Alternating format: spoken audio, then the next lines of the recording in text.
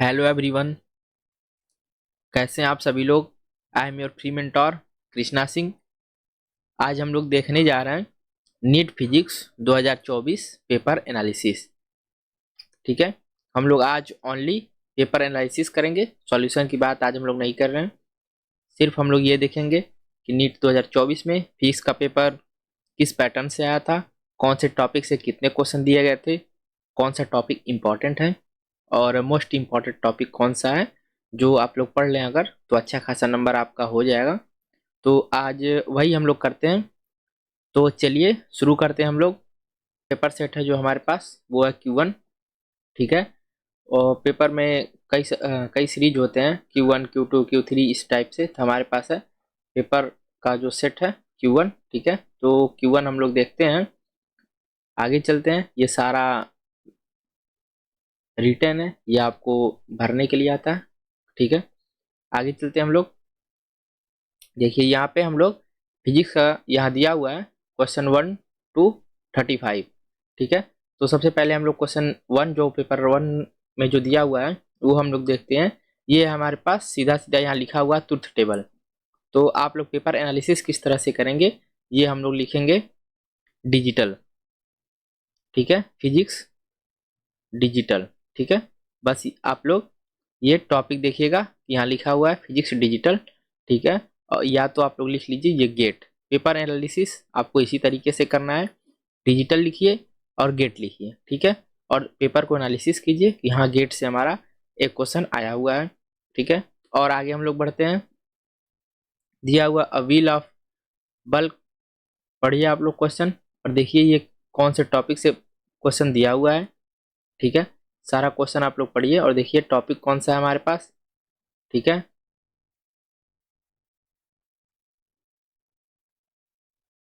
हमारे पास ये है मैकेनिक्स का क्वेश्चन। ठीक है, मैकेनिक्स के शॉर्ट में MECH लिख लीजिए आप लोग।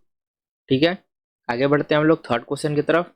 थर्ड क्वेश्चन को हम लोग बेसिकली भाषा में कहते हैं ये जो EMT का पार्ट है, या तो आप लोग EMT लिख लीजिए या चैप्टर जो है सर्किट। ठीक है, हमारा ये चैप्टर का नाम होता है सर्किट। EMT का जो बुक होता है उसमें हमारे होता है ये सर्किट। ठीक है, ये कैपेसिटर लगा हुआ है।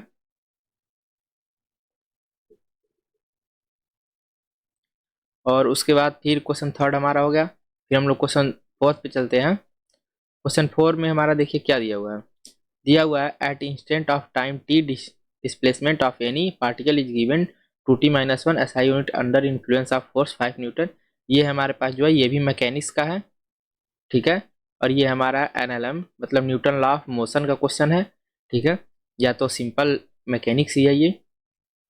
और नीट में हमारा सिंपल फिजिक्स ही आता है, बट आपको थोड़ा सा बेसिक्स ध्यान रखना है।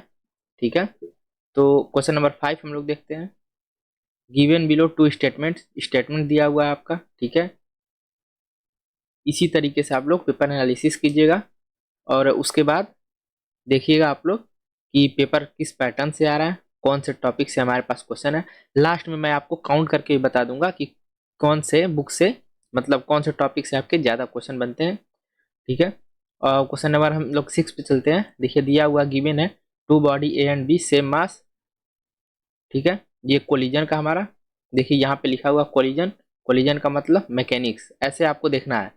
आपको ये देखना है कि हम क्वेश्चन को अप्रोच कैसे करेंगे। क्वेश्चन में हमारा एक कीवर्ड होता है, जो वो कीवर्ड होता है उसको पढ़ने से हमारा क्वेश्चन पूरा एकदम डिटेल्स में खुल के सामने आ जाता है। उसी तरीके से हम लोग को देखना है। यहाँ पे देखिए सारा पढ़ते हुए जाइए। यहाँ देखिए डायमेंशन कोलिजन मतलब कोलिजन का क्वेश्चन है, यानी मैकेनिक्स का क्वेश्चन है। तो तुरंत आपके मन में फॉर्मूला स्ट्राइक करना चाहिए, जो भी फार्मूला आपको यूज करना हो। ठीक है, तो आगे बढ़ते हैं हम लोग। फिर यहाँ पे हमारे पास है यूनिफॉर्म मैग्नेटिक फील्ड यानी कि EMT। ठीक है, EMT का मतलब इलेक्ट्रोमैग्नेटिक थ्योरी। यहाँ पे दिया हुआ है सिंपल सा क्वेश्चन है। ठीक है, नहीं सॉरी, ये EMT देखिए नॉन यूनिफॉर्म मैग्नेटिक फील्ड। ये magnetic need to perform 20 complete oscillation in 5 second. ठीक है, यहाँ हमारा मल्टीपल यूज है। ठीक है, मोमेंट ऑफ इनर्शिया भी दे रहा है यहाँ पे करना हमको, मैग्नेटिक फील्ड भी दे रहा है और ऑक्सीलेशन भी दे रहा है। यहाँ पे मल्टीपल कॉन्सेप्ट है। तो इसको आप लोग स्टार पॉइंट में भी लिख सकते हैं। इस टाइप के क्वेश्चन एग्जाम को बहुत प्यारे लगते हैं और इस टाइप के क्वेश्चन हमारे आते भी ज़्यादा हैं। ठीक है, तो आगे बढ़ते हैं हम लोग क्वेश्चन नंबर 8 की तरफ। क्वेश्चन नंबर 8 है हमारे पास ऑप्टिक्स का। ठीक है, यहाँ पे आप लोग देखिए, an unpolarized light beam strikes on a glass slab at Brewster angle, then जो होगा ये। ठीक है, आंसर मैं अभी नहीं बता रहा हूँ, आप लोग कहिएगा अगर तो मैं आंसर भी आप लोगों को बता दूंगा। ठीक है, क्वेश्चन नंबर 8 हमारा कंप्लीट। क्वेश्चन नंबर 9 पे आ जाइए आप लोग। क्वेश्चन नंबर 9 हमारा क्या है, consider the following statement, identify the correct answer. Solar system से मतलब क्या बोलते हैं, सॉरी, सोलर सेल से हमारा क्वेश्चन है, बेसिकली हमारा ग्राफ है और हमको हमको पहचानना है। ठीक है, और ये है रिवर्स पीएन जंक्शन डायोड, यानी ये हमारा जो क्वेश्चन है, यहाँ पे हमारा कीवर्ड लिखा हुआ है। ये वर्ड पढ़ने के बाद आपको ये आइडिया हो जाना चाहिए, ये हमारा इलेक्ट्रॉनिक्स का है, ये हमारा इलेक्ट्रॉनिक्स का है।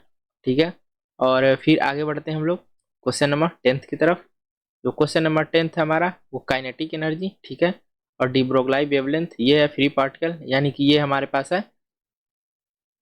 वैसे हम लोग तो ये क्वांटम मैकेनिक्स बोलते हैं, लेकिन यहाँ पे आप लोग क्वांटम मैकेनिक्स नहीं, बेसिकली आप लोग मैकेनिक्स में ही पढ़ते होंगे। ठीक है, तो मैकेनिक्स ही सही है।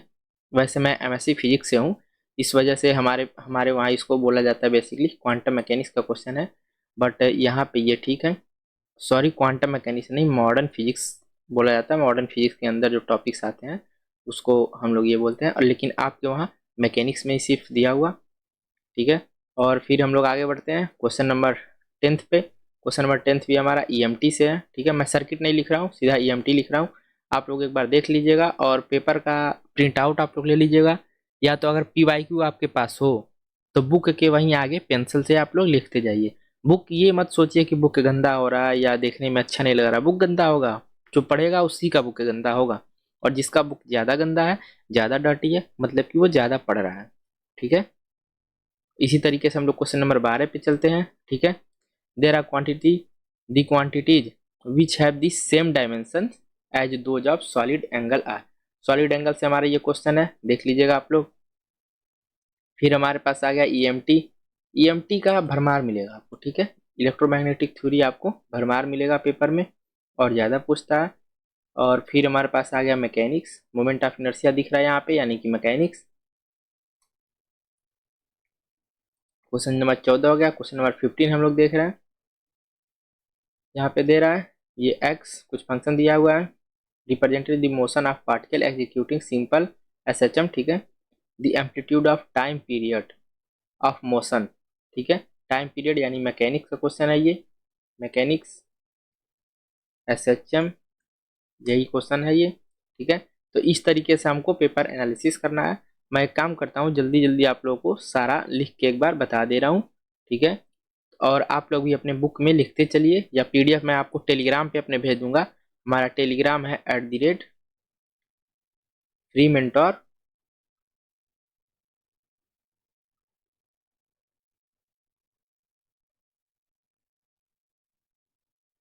ठीक है, ये हमारा टेलीग्राम का चैनल है, आप लोग यहाँ फॉलो कर लीजिएगा, तो ये पीडीएफ मैं आपको सीधा वहीं पे भेज दूंगा।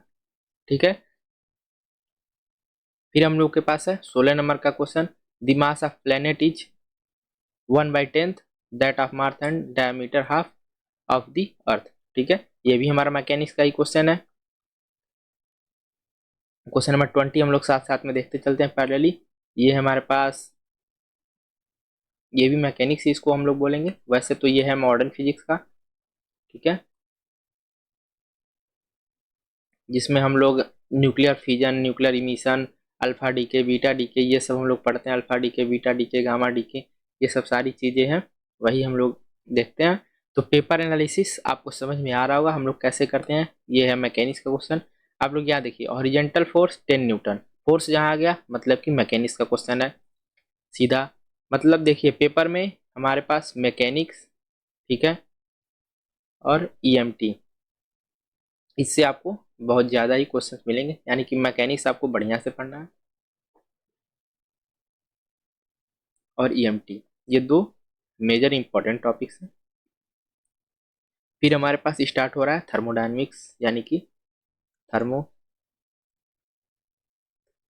थर्मो थर्मोडायनेमिक्स में आपको सबसे पहले आइसोकोरिक, आइसोबारिक, ठीक है, आइसोथर्मल और एडियाबैटिक, ये चारों प्रोसेस आपको वेल डिफाइंड मतलब कि बढ़िया से पता होनी चाहिए। अगर ये चारों चीज़ें आपको पता हैं तो बाकी आप सब कर ले जाएंगे।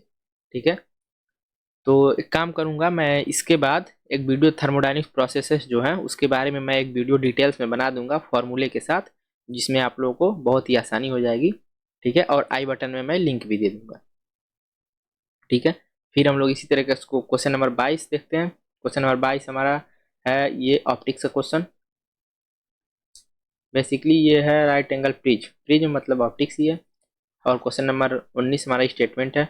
और इस मतलब देखा जा रहा है 2-3 सालों में कि स्टेटमेंट वाले क्वेश्चन हमारे ज़्यादा आ रहे हैं, तो इस साल भी हो सके तो स्टेटमेंट वाले क्वेश्चन आए। ठीक है, तो आप लोग इस चीज़ के लिए भी तैयार रहिएगा। ठीक है, electric nature and contain equal number of positive negative charge. ठीक है, मतलब कि ये भी ईएमटी से है, शायद से आप लोग एक बार पढ़ के चेक कर लीजिएगा। ये हमारे पास है इन वर्नियर कैलिपर, आप लोग प्रैक्टिकल अगर किए होंगे, ठीक है, तो वर्नियर कैलिपर आपको पता होगा, प्रैक्टिकल अगर आप लोग किए होंगे। ठीक है, ये भी हमारा मैकेनिक्स का ही क्वेश्चन है।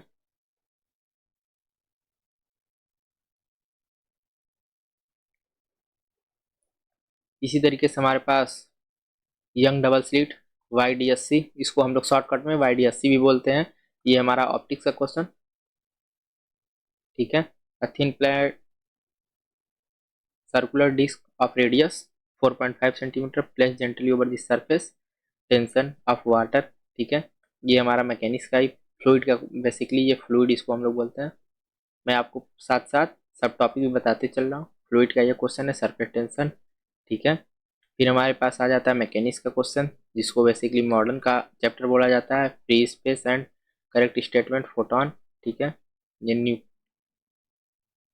पार्टिकल फिजिक्स है ये, डिटेल्स में आप लोग अगर एमएससी कर रहे हैं तो आप लोग को डिटेल्स में पढ़ाया जाएगा। ठीक है, और ये हमारे पास है, फिर ईएमटी आ गया हमारे पास क्वेश्चन नंबर 19। ठीक है, ये दिया ट्रांसफार्मर, ट्रांसफार्मर के बारे में आप लोगों को सब पता होना चाहिए, जैसे स्टेप डाउन, स्टेप अप और step step up up step down. आपको ये दोनों चीज़ें वेल डिफाइंड बढ़िया से आपको तैयार होना चाहिए। अब देखिए क्वेश्चन नंबर 1 हमारे पास आया था गेट से, फिर क्वेश्चन नंबर 26 आ गया गेट से। यानी ये जो गेट है, ये हमको फ्री फ्री फोकट का मार्क्स देता है, मतलब कि ज़्यादा कठिन होता नहीं है, बट आपको कठिन लगता है। आप 1-2 बार इसको प्रैक्टिस कीजिए, इलेक्ट्रॉनिक्स गेट आपको बढ़िया से आ जाएगा। ठीक है, इसमें आपको टेंशन लेने की ज़रूरत नहीं पड़ेगी। ठीक है, फिर हम लोग क्वेश्चन नंबर 30 देखते हैं। ये भी यंग मॉडुलस दे रहा है, यंग मॉडुलस यानी कि मैकेनिक्स का क्वेश्चन है। यंग मॉडुलस, बल्क मॉडुलस, ये सारी चीज़ें आप बढ़िया से पढ़ लीजिएगा। और ये क्वेश्चन नंबर 31, ये फिर हमारे पास ईएमटी आ गया, मतलब कि हमारे पास ईएमटी और मैकेनिक्स ही सबसे ज़्यादा इंपॉर्टेंट पोर्शन है, जिसमें ईएमटी तो बढ़िया से, ईएमटी आप लोग बढ़िया से पढ़िएगा। ठीक है, फिर हमारे पास आ जाता है मैच लिस्ट और ठीक है 1 और 2, ये हमको दिया हुआ है 1 और 2 हाइड्रोजन वेवलेंथ, यानी ये हो जाएगा आपका मैकेनिक्स का, ये भी है। ठीक है, डी ब्रोगली वेवलेंथ जो होता है, वही सारी चीज़ें हमको यहाँ पे पता करनी है। फिर हम लोग आगे बढ़ते हैं, क्वेश्चन नंबर 32। ठीक है, a wire length L resistance, यानी कि ये ईएमटी का ही क्वेश्चन है। देखिए पेपर एनालिसिस ऐसे ही किया जाता है, क्वेश्चन को आप थोड़ा सा पढ़िए, देखिए उसमें की पॉइंट कौन सा है और हमारा पूछ क्या रहा है, उसके बाद हमको वो डिफाइन करके खुद ही दे देगा कि क्वेश्चन हमारा किस टॉपिक से है। ठीक है,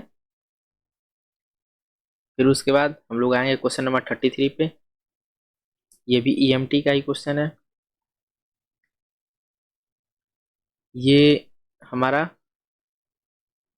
ससेप्टिबिलिटी, ठीक है, diamagnetic, ferromagnetic, paramagnetic, non magnetic, EMT का ही पोर्शन है।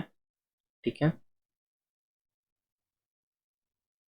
बढ़िया से आप लोग तैयार कीजिएगा, ये तो आप लोग रट्टा ही मार लीजिएगा तो सबसे बेस्ट रहेगा।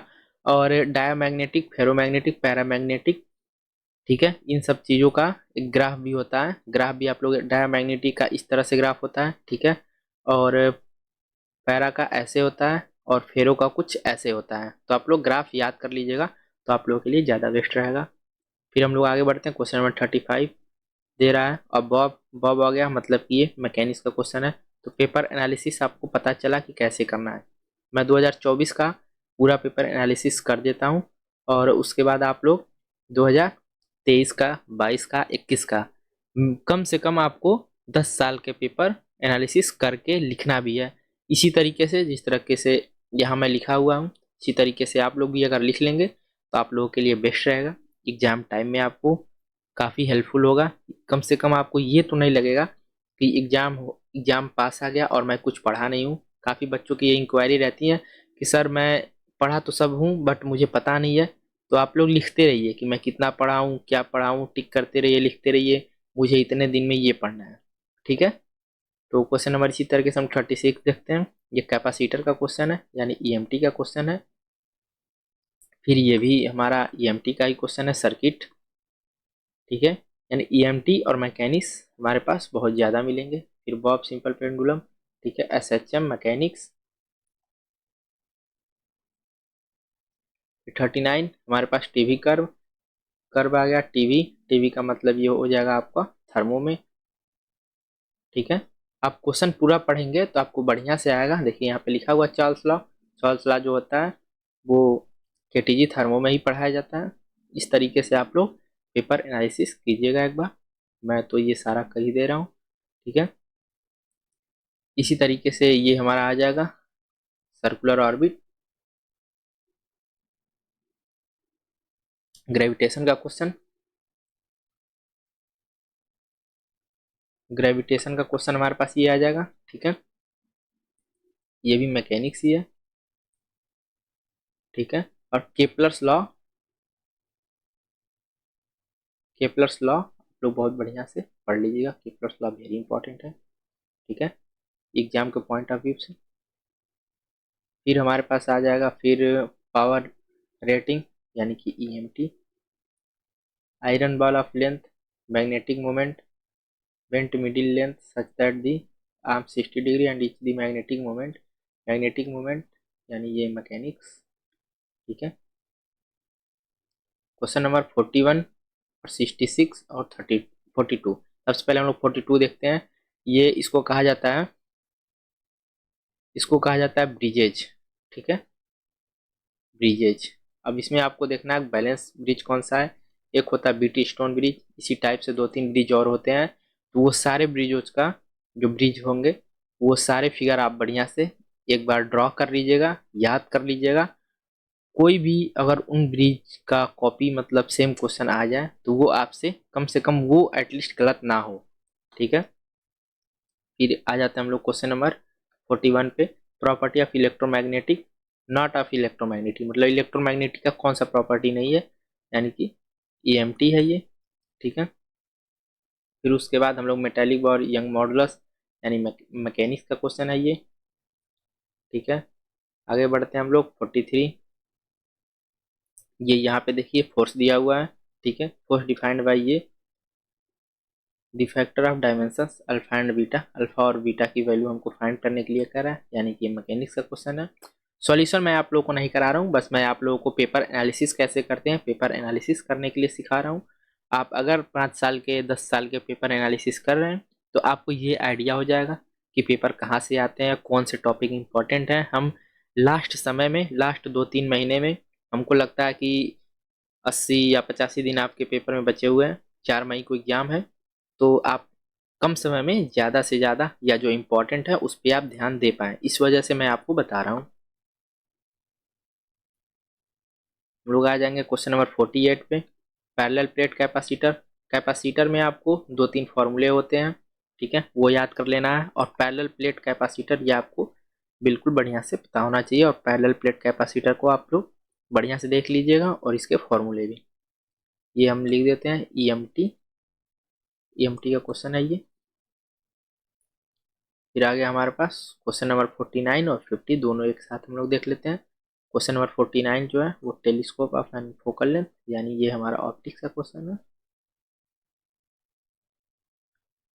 क्वेश्चन नंबर 50 है, a seat is placed on horizontal surface in front of a strong magnet strong magnetic pole और force is needed to, strong magnetic force कह रहा है, मैग्नेटिक पोल सॉरी, ये भी हमारा ईएमटी में मैग्नेटिज्म जो होता है उसका ये टॉपिक है। ठीक है, तो थैंक यू एवरीवन, आशा करता हूँ